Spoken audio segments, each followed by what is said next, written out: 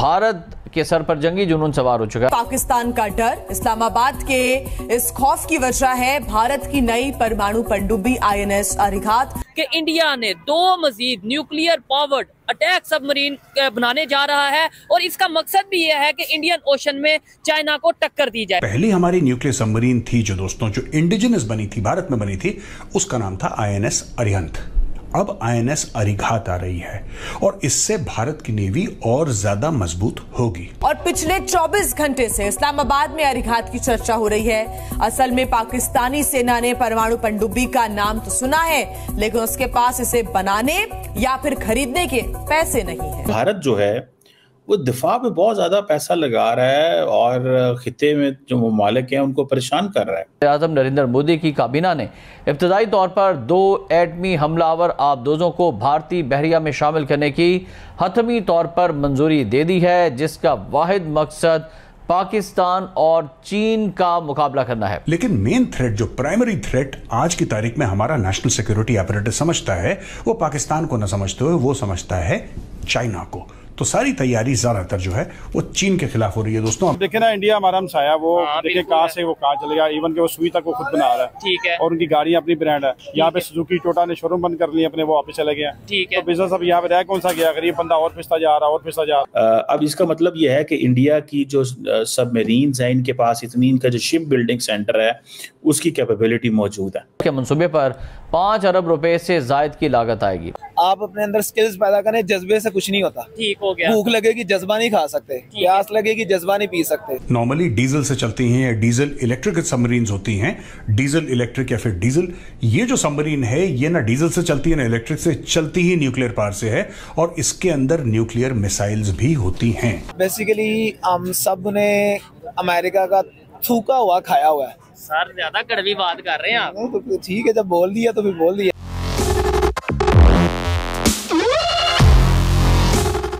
जय हिंद दोस्तों, जागो इंडिया में आपका स्वागत है। जैसा कि आप लोग जानते हैं कि भारत के पास इस समय 2 न्यूक्लियर सबमरीन हैं। एक तो पहले से ही है INS अरिहंत, और अभी कुछ समय पहले ही भारत ने अपनी दूसरी न्यूक्लियर सबमरीन INS अरिघात का भारतीय नेवी में कमीशन किया है। और इसी बीच एक खबर निकल कर आ रही है कि भारत 2 और न्यूक्लियर सबमरीन्स बनाएगा। ये खबर सुनने के बाद तो पाकिस्तानियों की हालत ख़राब हो गई है। वो सोच रहे हैं कि भारत पाकिस्तान के लिए और 2 न्यूक्लियर सबमरीन बना रहा है, लेकिन भारत का असली दुश्मन तो इस समय चाइना है। पाकिस्तान तो अब कहीं भी सामने नहीं ठहरता है, लेकिन पाकिस्तानियों का दिन तब तक नहीं बनता जब तक कि वो भारत का नाम 10 बार ना ले लें। आपको क्या लगता है? अपनी राय भी आप हमें कमेंट कर ज़रूर बताइए।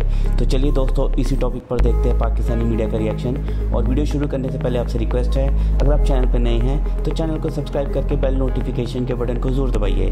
तो शुरू करते हैं आज का ये वीडियो। जय हिंद, जय भारत। पाकिस्तान की बात करते हैं। खबर ये आ रही है कि भाई इंडिया अपना जो सा समझ लें कि न्यूक्लियर पावर्ड अटैक सबमरीन बनाने जा रहे हैं, 2 मजीद। पहले भी उनके पास हैं, पहले भी सबमरीन उनके पास हैं।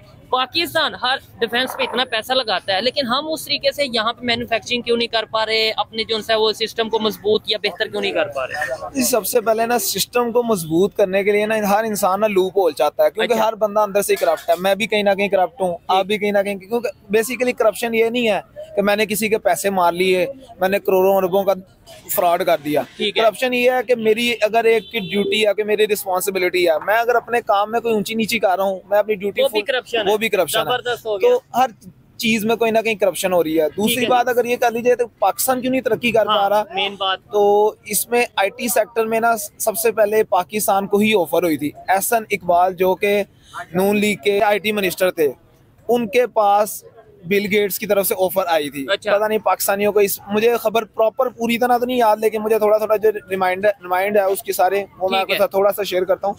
उसमें IT पार्क के नाम से बेसिकली यहाँ पे हाउस बनना था, सारा कुछ होना था, सेटअप होना था। तो हमारे माशाल्लाह जो IT मिनिस्टर उस टाइम एहसन इकबाल साहब थे, वो कहते थे यार IT पार्क बनाने की क्या जरूरत है।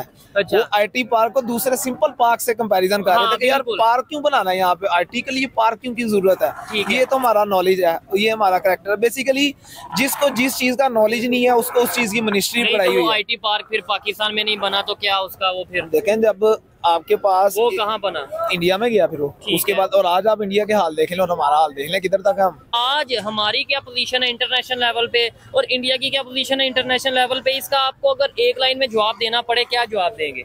जिस मर्जी सेक्टर की कंपनी उठा के देख लें, आपको उनकी हेड सीट्स पे ना इंडियन मिलेंगे। अच्छा। और पाकिस्तानियों को ना मेरे ख्याल से लेबर टाइप की जॉब रखने के लिए भी ना उन्होंने 10,000 उन्होंने वो एलिगेशंस लगाई हुई हैं।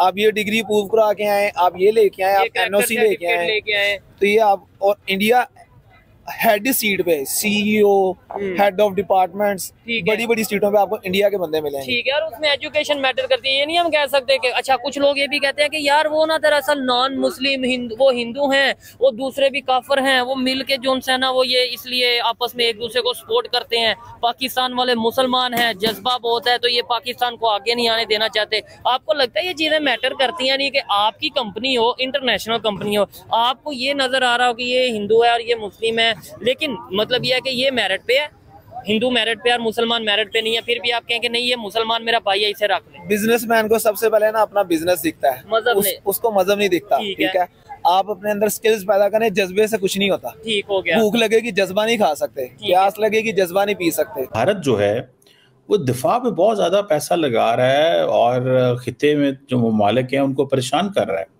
अभी भारत की जो यूनियन गवर्नमेंट है, सेंट्रल गवर्नमेंट है, उसने कहा है जी कि 2 न्यूक्लियर सबमरीन्स बनाई जाएं। 31 जो प्रीडेटेड ड्रोन्स हैं उनके भी ऑर्डर दिए हैं। और ये अभी कल या आज मेरे कल शायद जो गवर्नमेंट ऑफ इंडिया है उसने ये अप्रूव किया है कि 2 इंडिजिनस न्यूक्लियर सबमरीन्स बनाई जाएं। 31 ड्रोन्स जो हैं अमेरिका से लिए जाएं नेवल कैपेबिलिटीज के लिए, फॉर दी नेवल कैपेबिलिटीज। अब एक इंडिया की है cabinet committee on security, cabinet committee on security Bharat की है। ये लार्जली प्राइम मिनिस्टर साहब इसको भारत के करते हैं। उन्होंने कहा है जी कि 2 मेजर डील्स हम कर रहे हैं न्यूक्लियर पावर्ड सबमरीन्स के लिए, फॉर द कन्वेंशनल स्ट्राइक इनको सबमरीन्स कहा जाता है। और अब क्वेश्चन ये है कि सुनने में आ रहा है भारत का तकरीबन 40,000 करोड़ रुपया लगना है इसमें। पाकिस्तान क्या कह लें कोई 40,000 करोड़ है तो 80,000 करोड़ और 125 करोड़ पाकिस्तान का। ये कितने डॉलर बनते हैं मुझे नहीं पता, लेकिन यह है कि अगर इंडिया का 40,000 करोड़ कह रहे हैं और कई दफ़ा चीज़ें प्रोजेक्ट लेट हो जाते हैं, इन्फ्लेशन हो जाती है तो महंगा भी हो जाता है।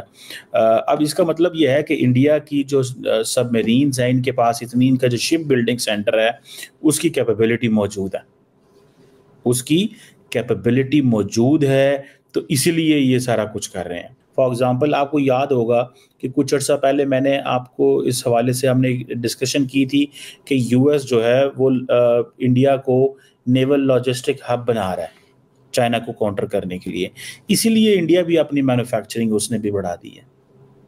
सो इसीलिए वो कह रहे हैं कि हम इंडिया को सेंटर बनाएंगे for resupply and maintenance of the naval vessels.